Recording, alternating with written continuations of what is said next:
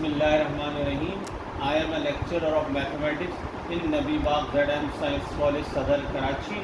आज मैं आपको जो है वो क्वेश्चन नंबर 2 कराऊंगा। एक्सरसाइज 2.1 का स्ट्रेट लाइन का जो चैप्टर है उसकी एक्सरसाइज 2.1 का क्वेश्चन नंबर 2 का फिर पार्ट कराऊंगा। लास्ट लेक्चर में हमने क्वेश्चन नंबर 1 मुकम्मल किया था। आज हम क्वेश्चन नंबर 2 के चंद पार्ट करेंगे। लास्ट लेक्चर में भी हमने आपको बताया था कि ये जो पॉइंट है ये x1 है। x1 की वैल्यू है 8t1, 1 जो है वो सबस्क्रिप्ट में है और इसकी पावर है 2। x1 की वैल्यू 8t1 का स्क्वायर, y1 की वैल्यू 2 8t1, x2 की वैल्यू 8t2 का स्क्वायर, y2 की वैल्यू 2 8t2। ये x1 y1 x2 y2 आपको गिवन है। ये इन 2 पॉइंट के कोऑर्डिनेट्स हैं, इन 2 पॉइंट्स के ये कोऑर्डिनेट्स हैं। और लास्ट लेक्चर में भी हमने आपको डिस्टेंस फार्मूला बताया था, d = x2 - x1 + y2 - y1 का होल स्क्वायर।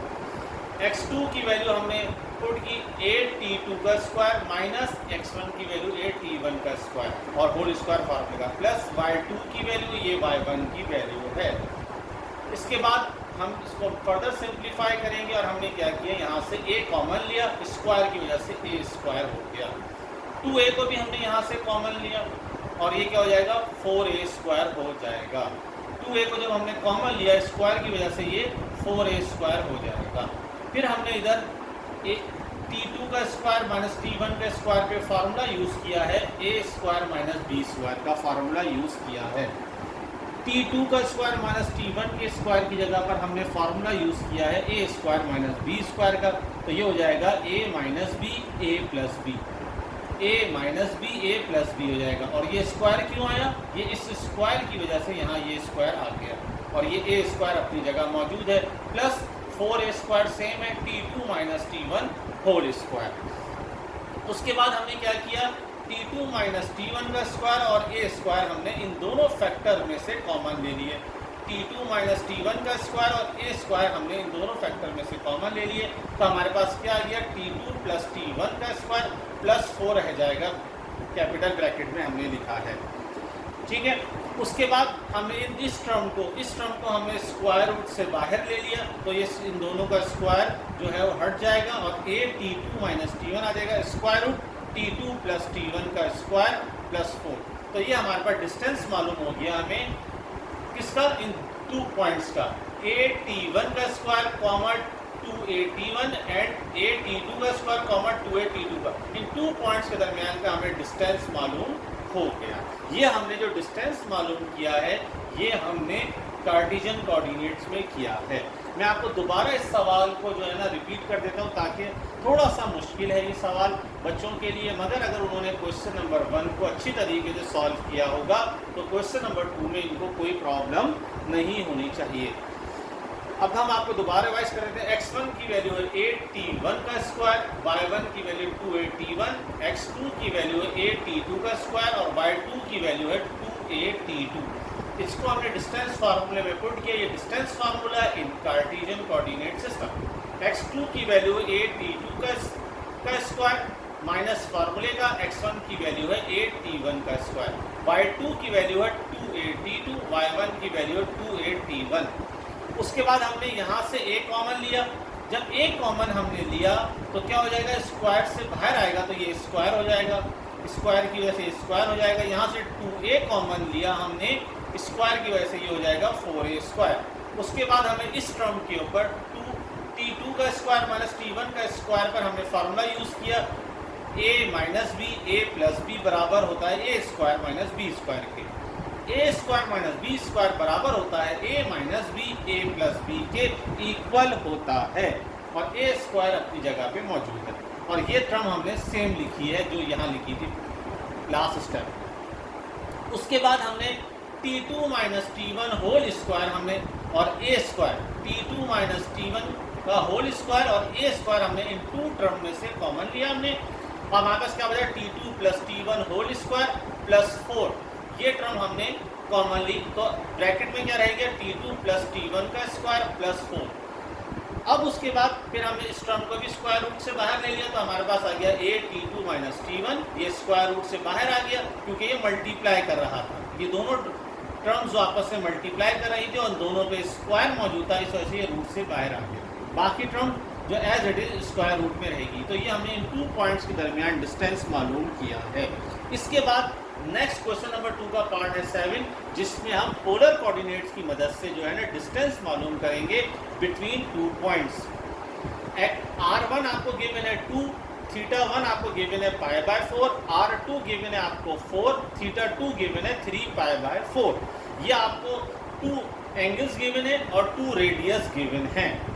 ठीक है, आप पोलर कोऑर्डिनेट्स का कैसे पता चलेगा कि आपको इस क्वेश्चन को जो है ना पोलर कोऑर्डिनेट सॉल्व करना है, तो आप एंगल्स में से पहचानेंगे। आपको पता है कि ये रेडियन में एंगल्स गिवन है, ये रेडियन यूनिट होते हैं एंगल के, डिग्री भी होते हैं और रेडियन भी होते हैं।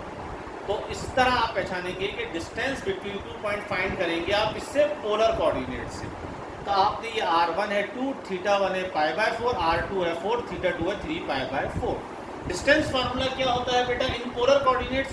r1 का स्क्वायर प्लस r2 का square minus 2r1 r2 cos θ2 minus θ1। ये किसका फार्मूला था? डिस्टेंस फार्मूला है इन पोलर कोऑर्डिनेट्स।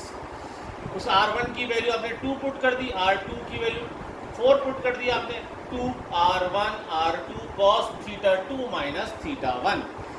3π माइनस पाई बराबर होता है 2π/4 को। जब आप उसको सिंप्लीफाई करेंगे तो π/2 आ जाएगा। 3π/4 माइनस π/4 करेंगे तो π/2 आ जाएगा अगर इसको सिंप्लीफाई करेंगे। उसके बाद 4 4 16 हो गया, 2 2 4 4 4 16, 4 + 16 is equal to 20 minus cos π/2 0 होता है। cos π/2 इज इक्वल टू 0, 0 16 से मल्टीप्लाई करेगा 0 हो जाएगा, 20 रह जाएगा। 20 के हमने फैक्टर बना लिए 2 × 2 × 5, 2 2 4 4 5 20। एक पेयर बनाया, 2 बाहर आ गया, 2√5 डिस्टेंस आ गया हमारे पास। किसका? इन 2 पॉइंट्स के दरमियान का डिस्टेंस क्या है? 2√5 यूनिट्स। ये हमने डिस्टेंस मालूम किया है हमने किसमें? पोलर कोऑर्डिनेट्स में। और आपको पता है कि π/2 जो बराबर होता है 90 डिग्री के। और आपको हमने लास्ट लेक्चर में लास्ट फर्स्ट ईयर में पढ़ाया था कि π/2 मल्टीप्लाई 180/π करेंगे तो ये रेडियन से डिग्री में कन्वर्ट हो जाएगा। अगर किसी भी रेडियन को आप मल्टीप्लाई कर दें 180/π से तो आपको रेडियन डिग्री में आपको एंगल मालूम हो जाएगा। और आपको पता है कि y एक्सिस के ऊपर जो है ना cos की वैल्यू जो है वो 0 होती है और x एक्सिस पर sin की वैल्यू 0 होती है। ये हम आपको फर्स्ट ईयर ट्रिग्नोमेट्री में भी पढ़ा चुके हैं और मैट्रिक में भी आप मैथ्स में पढ़कर आए हैं। मैं एक और दफ़ा आपको रिवाइज कर देता हूँ ये पोलर कोऑर्डिनेट्स में डिस्टेंस कैसे मालूम करते हैं। फर्स्ट वैल्यू r1 होती है θ1, r2 θ2, r1 θ1 r2 θ2। r1 है 2, θ1 है π/4, r2 है 4, θ2 है 3π/4। इसको आप distance formula in polar coordinates में रखेंगे। d बराबर है √r1 square plus r2 square minus 2r1 r2 cos θ2 minus θ1। r1 की वैल्यू है 2, r2 की वैल्यू है 4, 2r1 r2 की वैल्यू रख दी हमने 2 और 4 और θ2 माइनस θ1 करेंगे। उसके बाद θ2 माइनस θ1 किया तो π/2 आया। 2 का स्क्वायर 4 होता है, 4 का स्क्वायर 16 होता है, 2 2 4 4 4 16।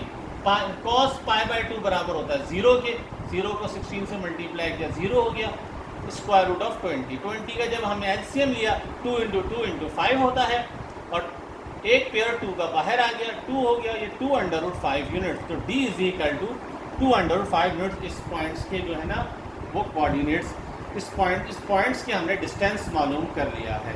तो आज के लेक्चर में हमने डिस्टेंस फार्मूला की 2 एग्जाम्पल सॉल्व की हैं जो कि आपकी एक्सरसाइज 2.1 स्ट्रेट लाइन का जो चैप्टर है आपका सेकेंड ईयर मैथमेटिक्स का, उसका ये क्वेश्चन नंबर 2 का 5 पार्ट किया और 7 पार्ट हमने किया है। तो आज के लेक्चर में हमने इस डिस्टेंस फार्मूले की चंद एग्जाम्पल सॉल्व किए। इंशाअल्लाह ताला नेक्स्ट लेक्चर में हम और फर्दर क्वेश्चंस करेंगे। तो आज हम इस लेक्चर का अख्तिताम करते हैं। अल्लाह हाफ़िज़।